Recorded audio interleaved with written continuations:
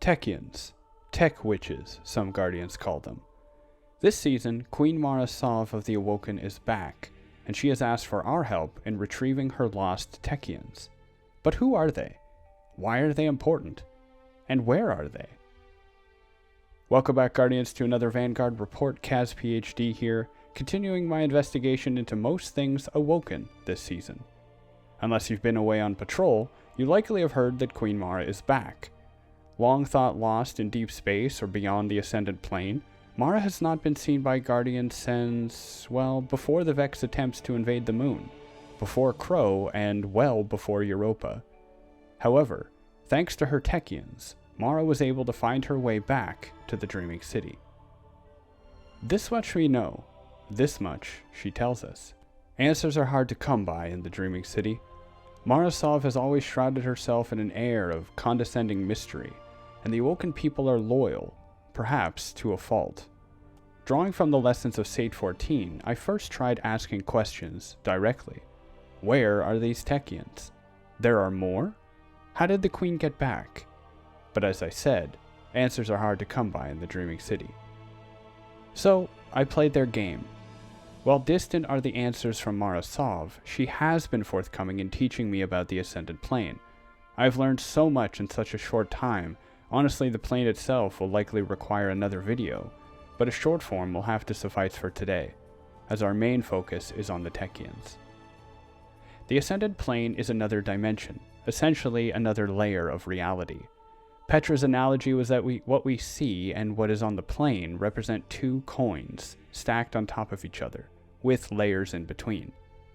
Longer-lived Guardians may be familiar with the Ascendant Plane as we have dealt with it before, slipped between this dimension and the next to either track down Techian, high-level Hive, or discover secrets hidden beneath the Dreaming City. What we have learned recently is there is more form and function within the Ascendant Plane than we had realized. Long thought to be a void, an emptiness full of only wind and shadow, the Awoken see the plane differently. According to Petra, the Ascendant Plane is the backstage of the universe, sculpted by willpower and imagination. It seems that, somehow, this layer of reality can be molded, sculpted, and shaped according to power and will. This tracks with what we have seen before. High-powered forces, such as Hive gods, could create pockets of their own design. Throne worlds, these are called, representing a home base of sorts, where the Hive could define their own rules. We have seen scattered versions of this elsewhere, such as when the Mindbender, one of the Scorn Barons, apparently used the power gained from killing Cade 6 to create his own pocket within the Ascendant Plane. The Shattered Throne, a popular staging ground for Guardian patrols, is itself a throne world of sorts, designed by Mara Sov and her Techians. Simply put, Techians are specially trained members of Awoken society, whose focus is on understanding and maintaining the secrets of their people. The majority of Techians throughout history have been women, but there have been some men. One of the secrets they maintain is on the navigation and manipulation of the Ascendant Plane. Like the cryptarchs of our tower, who study long-lost academia and history, Techians study the mysteries in the Dreaming City and the Ascendant Plane. Through their study, Techians have come to gain and understand certain abilities. One of these is called wayfinding, the art of navigating the Ascendant Plane.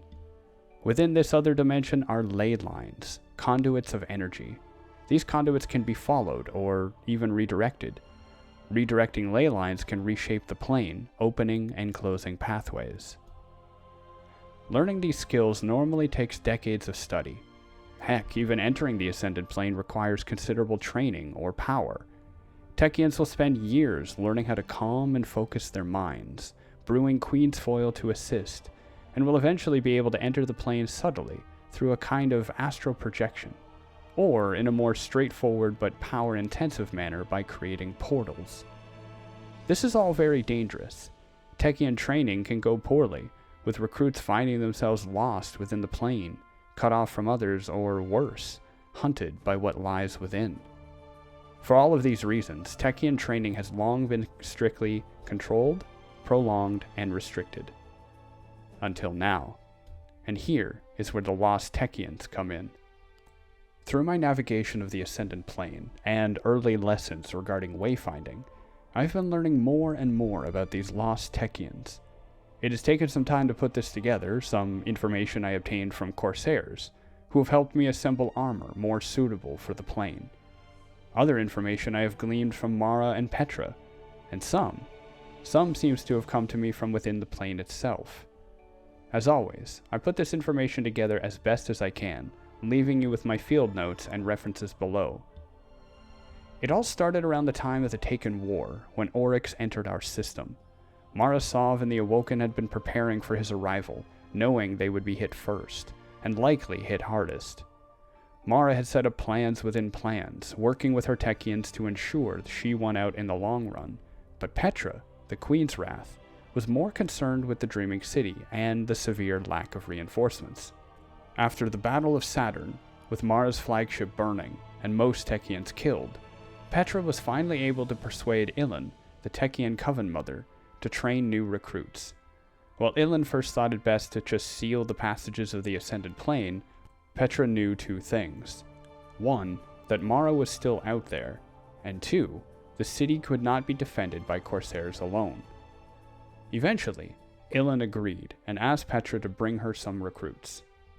13 were chosen, those with raw potential or sturdy constitution, but their training was not easy. The Dreaming City has been under constant attack from Hive and Taken for years, not an ideal place to quiet one's mind. One recruit, Ylaia, found it particularly difficult to quiet her mind. In a chamber underground, she attempted to focus her will upon an Awoken crystal, to form a bridge between this world and the Ascendant Plane. However, it wasn't working, a fact another recruit, Austyn, liked to tease her about. Between the sounds of battle and Austyn's pestering, Ylaia's frustration grew until she knocked the crystal to the floor. Petra, arriving after a long day's patrol, reassured her, saying the training had been tough for her as well. Despite their hard work and moderate progress, their training needed to be accelerated. Sjari was the first to be operated on. Techian Kali performed the operation, a combination of chemicals and physical modification. While searching within the Ascendant Plane, I felt memories wash over me, but not my own. It took a lot of reflection later before I could understand. These were Sjari's memories. Kali threaded the thin metal edge directly through to the bone of Sjari's skull. A line of incision opened a wave of red, searing penetration through the layers, overwhelming electrified senses. They gave way to a calming sting in the discordant firing of nerves, a pattern, the texture, the split between what was and what could be. In her mind's eye, Sjari saw the ley lines unfurl like budding petals of a living blossom, nebula-like plumes of pollen. She let herself slip away until the pain of her flesh was only one of many choices before her. As their training continued, the Techians became more proficient at wayfinding, exploring further and further. Austyn, for example, had learned how to share dreams and had used this to glean information from Petra without her knowing. By doing so, Austyn had prematurely learned the reason for their expedited training, to find and retrieve their queen. Taking it upon herself, Austyn pushed herself further and further within the plane. In the distant cosmos far ahead, Austyn saw a darkened haze of indecipherable noise. Somewhere, nestled in the ley lines, this shadowed spot was growing. Austyn knew Mara Sov was distant. She knew the Queen had obscured herself from her enemies. Austyn had felt a presence reach from the noise toward the Dreaming City more than once. Tonight, she would reach back. Austyn focused her will on a path to the distant noise, and, as she did so, it was. The way was open, but still so far. She reached out with her physical body, placing a hand in the air before her and splitting the oxygen with her touch. She carved a slit in reality, through the molecules of the air, and the path anchored to it at her command. The noise descended upon her, and instantly she was at the precipice. Hand pressed, frozen, paralyzed, and awash in insidious whispers that shredded the doorway into open nothing. It tore her consciousness across the cosmos to a grand terrace of onyx swords and emerald flame raining over a red harbor. Fingers reached like blades from distant hollows, screaming noise upon noise. A lone figure stood on the terrace aside two empty thrones, testing, prodding, tasting, breeding war. "Austyn!" A familiar voice pried her back into the waking world. "Austyn, are you all right?" Austyn's wayfinding had led her deep into the Ascendant Plane. Saved only by Petra, waking her as if from a nightmare, Austyn had stumbled onto something. Not her queen, but something worse. Finally, it was time. Mara had contacted Petra. The planes were closer than ever. The 13 recruits met around the blind well. They positioned themselves according to their teachings. They prepared their minds, slipped into meditation, communion, and searching. 13 voices spoke as one, and then silence as the well dropped into prisms of glass beneath the novice coven's feet. Not but a moment ago, they 13 stood within the blind well, hands and minds interlocked. Now they cascaded through a river of possibility, will, and intention. It was not long before the connection was made. Queen Mara Sov's voice filled their thoughts, and they drew to it like gravity. The Coven sisters skipped between ley lines, ricocheted from time to place, until they found themselves swirling in the whirlpool accretion of a brilliant Celestine goddess, their queen. Not far beyond it, Austyn again saw the noise. She kept her eye upon it while each of her sisters reached out, until the image of Mara Sov manifested and her words found footing in understanding. They focused their will upon her words, and before them, a pale screen of fog and glass gave way into a distant ley line beyond Sol. "You have done well, my Techians," said Mara, stepping from the nothing and into their presence. She placed her hand on the Wayfinder's compass. "Take me home." The Coven turned their minds back to the dreaming city, to safety, to Petra. But as they began their return journey through the Ascendant Plane and across the ley lines, they felt the presence of another watching. At the edges of the accretion, a din of distorted noise pursued them. Mara glowered at Austyn before turning and raising her palms. With a single word, the ley line shattered behind them, sending a lance of energy through the heart of the noise as they sped away toward the dreaming city. "I will not suffer a bloodied mongrel at my heels," whispered Mara.